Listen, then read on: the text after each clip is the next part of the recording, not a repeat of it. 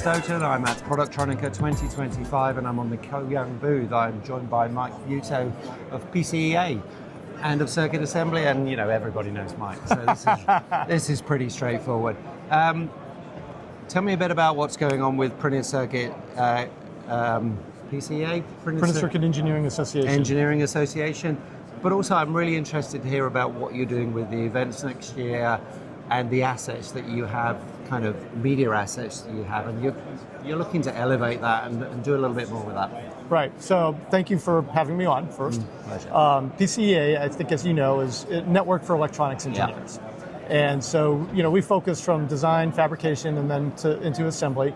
And we're really attempting to get everybody to talk to each other. Yeah. Okay, so we're really kind of a bottom-up organization. Yeah. And we offer a variety of different programs and products, you know, to help kind of make that happen. Mm-hmm.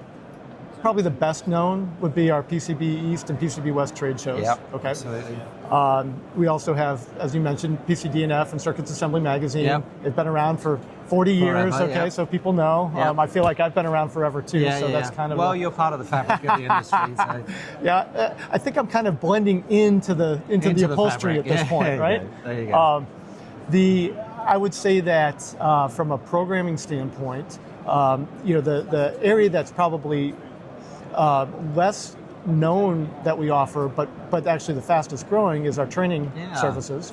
And we have a company that we acquired a couple of years ago. That company had a 40-hour curriculum on printed circuit board design, and you know, it came with this 400-page handbook, and it was prepared by some of the biggest names in the industry, the Rick Hartleys and Gary Ferrari and Susie Webb, Mike Creed and Steph Chavez, right? So people that everybody know. And so that program is actually growing faster than anything. We offer that live. We offer it in a you know, in person or you know, by Zoom. Yeah. We have some other platforms for delivery that we're working on, and that's where really, you know, we're seeing the biggest need, right? Is workforce development. Yeah, of course. Yeah. And then so we license that to schools and companies as well. And one of the things that we do, I like to think that we do fairly well, is evangelize. Yeah. Okay. So we go in and we talk to students, and the deans and professors, right? But we're really talking to students and trying to let them know that not only there's a great career to be had in electronics design and manufacturing, but that career even exists, right? Yeah, absolutely. And nobody's really doing that right now. We talk about the graying of the industry. Yeah. And we talk about how, you know, there's just not enough new people coming in, and whereas I personally would disagree with that broad statement. Yeah. I mean, I've been hearing that since 1991 when I entered the industry. Yeah, when you joined, Yeah. But when you get in front of these students, right, and you ask them, you know, how many of you play Minecraft? Yeah. And all the hands go up. Yeah. And how many of you had parents who told you, play less Minecraft or play less video games? And all the hands go up. I'm like, I'm here to tell you to play more. Yeah. Okay? Because those games teach you how to think in 3D, which, as you know, as a former designer, absolutely, you know, being able to think in 3D is a great predicate for being able to design circuit boards. I heard that, just as a side issue, I heard that those people that played those games make the best helicopter pilots. Their reaction time. And they can also visualize stuff that's right in front of them, stuff that's up here, stuff that's up here. It's perfect for the way a pilot has to operate an aircraft. I'm convinced that the future of electronics design is in my basement right now. But what you also get from that, though, Phil, is that energy from the students, right? Because we'll bring in other people from industry to talk with them, and so that they have a first-hand feel for what their career arc could look like. Yeah. And we're finding more and more former industry personnel are actually going into academia. Yeah. And so they already understand what we're bringing to the table. Yeah. Now we're just kind of sealing the deal. Yeah. And that energy, you know, then drives you. Yeah. I think what's important with them, when I think of that workforce talent, and I think we're at a bit of a tipping point with that, is when they come and look at the industry and they come to a trade show, they need to see people that they recognize they could be as the next generation. And I think now we're seeing some younger leaders. We're seeing Stanford graduates show an interest in the industry. We have companies like Arch Systems, Luminovo, those Cofactor, all those kind of businesses.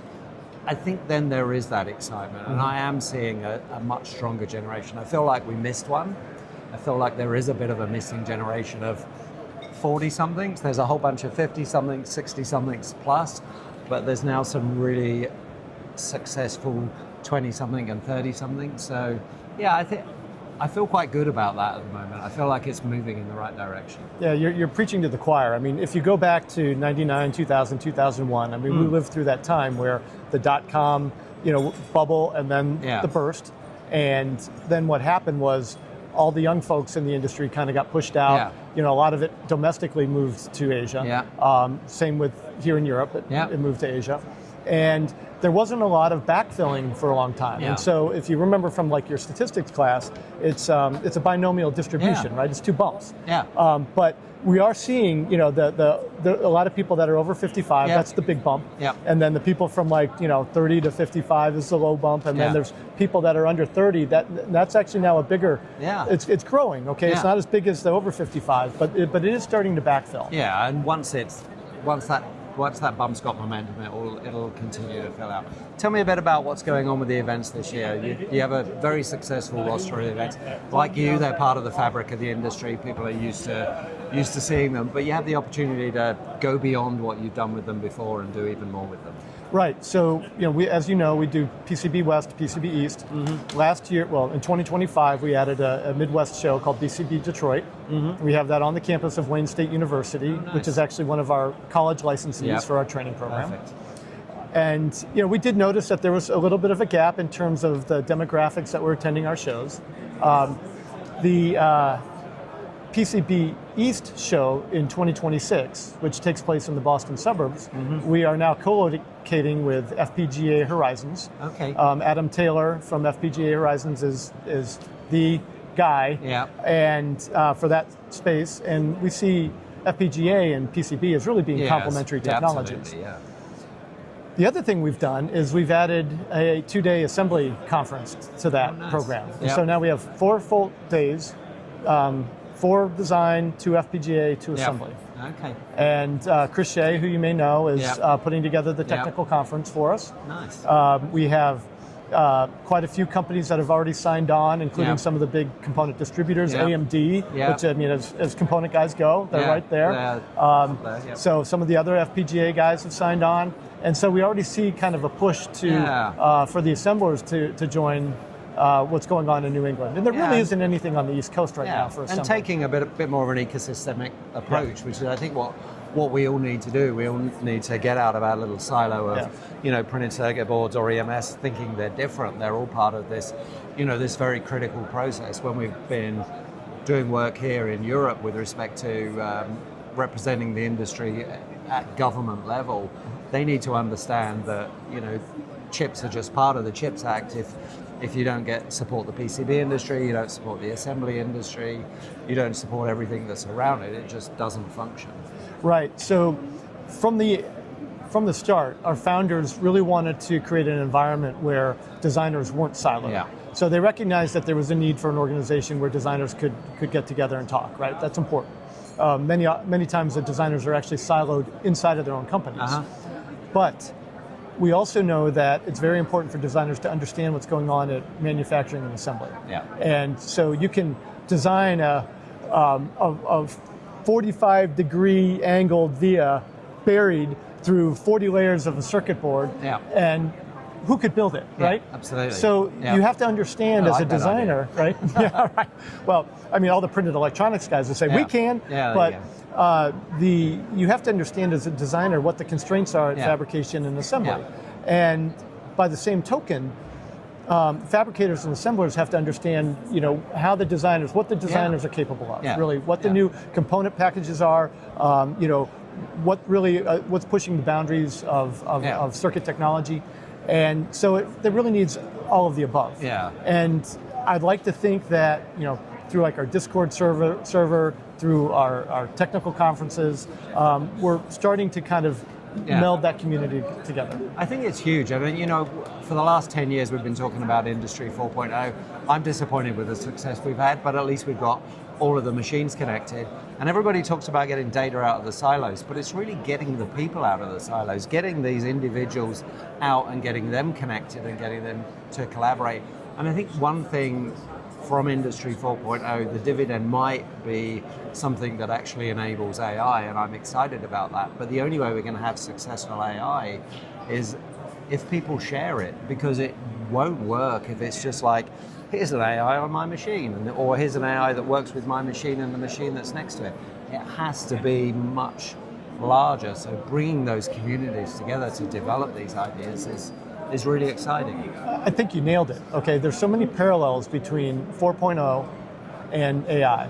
And it starts with management, where management was going in and saying, what's our Industry 4.0 solution? Yeah. Now they're saying, what's our AI solution? But I think they're kind of asking the wrong question. And you can't get the data out of the system, or maybe as important, you can't use the data to the full value that's available to you, unless you have people at all levels really understanding what the capacity is. And I think that's really where management is, management, not engineering level, management is falling down. Where management needs to better understand what Industry 4.0 means, what AI means, okay, what it can do. And what are we doing to teach our people how to use it? Not what's our AI solution, it's what's our human solution for using this to its full capacity. And this is a tool. What problem are we trying to solve with it? How do we solve that problem? How do we get all the parties collaborating to do that? And that's where the rubber will really hit the road. And I think it does have the ability to tip us over this point where we do get a dividend from all this work we've done with Hermes and CFX and getting everything connected, because we've managed to create data lakes. Now we just need to harvest the insight and the value from that. Well, and if you're using AI simply to generate facts, right? That's not what it's there for. No. Okay, that's not what, use Google for Google. Okay, if you're just searching facts, use Google. If you're using AI to do deeper level analysis and create reports and things like that, it's really good at that. But what it can't really do right now is it's not creative thinking. Okay, No. and so it's not creative problem solving. So I would say that we really need to look at Factory 4.0, or even like go back a little bit further. Look at your ERP systems and things like that. Are you getting everything out of that was promised? Because what it's capable of doing, it is actually capable. They weren't lying to you when they sold this to you. But you're probably not using it, and the reason why you're not using it to a full extent is because you, as a manager, didn't learn it yourself. And so you don't really know how to implement it. You're relying on people below you to do all the heavy lift. It doesn't work that way. And it doesn't happen. And it's hard to do, and you've got fires to fight every day, and thinking about those long-term strategic things is a challenge. But it does come down to collaboration and connection, and that happens when there is an environment, there is an ecosystem where you bring the whole supply chain together. And that's what you guys do with your events so well, and the fact that you're now moving that out of the PCB ecosystem and kind of inviting everybody else in, kind of putting your arms out and say, hey, come in, have a nice warm hug, and we're here for you. I think that's huge. I think it's hugely valuable. Maybe I should put that on my business card. Mike Buetow will give nice warm hugs. Warm hugs. There you go. I would say that it's probably less understood by the design side, but I mean, we've had Circuits Assembly magazine for 40 years. I mean, this is well over 30,000 subscribers. So I mean, we've been in the assembly space forever, and we'll continue to be that. What we're really trying to do is force people to talk to each other in a meaningful way. Okay, a meaningful way. Yeah, I think that's hugely valuable. Well, I'd love to give you a warm hug, but I'm going to settle for a handshake while Maybe we're off on camera. Yeah, maybe we'll do that later. Thanks so much for your time, and thanks for Absolutely, Phil. Thank you. Thanks.